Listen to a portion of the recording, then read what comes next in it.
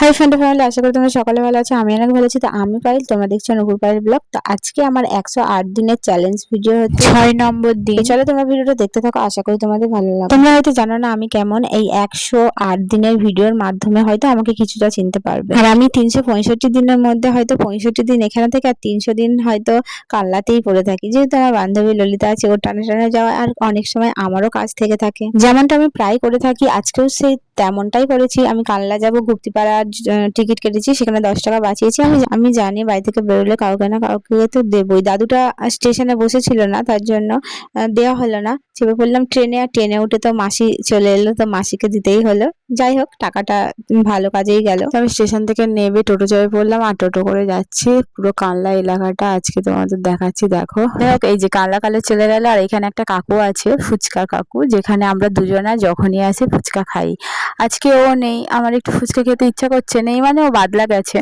ও একটু রাগারাগি করছিল যে আমি বাদলা যাব আর আজকেই তুই আসছিস। হ্যাঁ, আমার একটু দরকার ছিল, কিছু গিফটের জিনিসও কেনা ছিল আর আমারও কিছু জিনিস কেনার ছিল।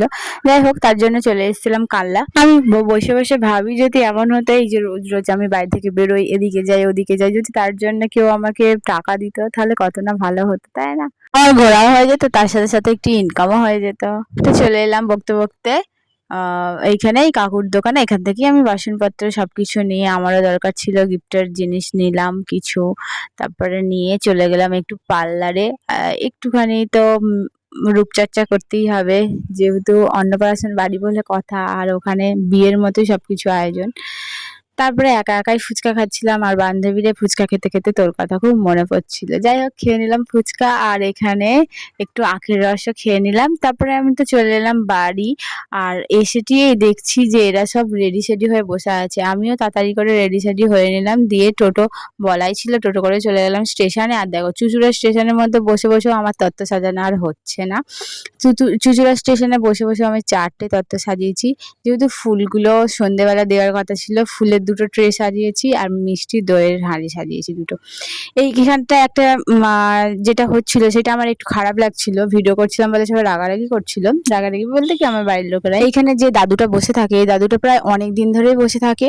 আর একটা অল্প বয়সী ছেলে এই দাদুটা হয়তো বিড়ি খাচ্ছিল, তার জন্য ওনাকে কি বলেছে জানি না, জিআরপি ডেকে নিয়ে এসে তারপরে এখানে অপমান করলো, ওকে এখান থেকে উঠিয়ে দিল। আমার মনে হয় এটা উচিত হয়নি। তাকে হয়তো ভালোভাবে বারণ করতে পারতো যে আপনি এরকম বিড়ি এখানে খাবেন না, এটা খাওয়াটা উচিত না, এইভাবে বলতে পারতো।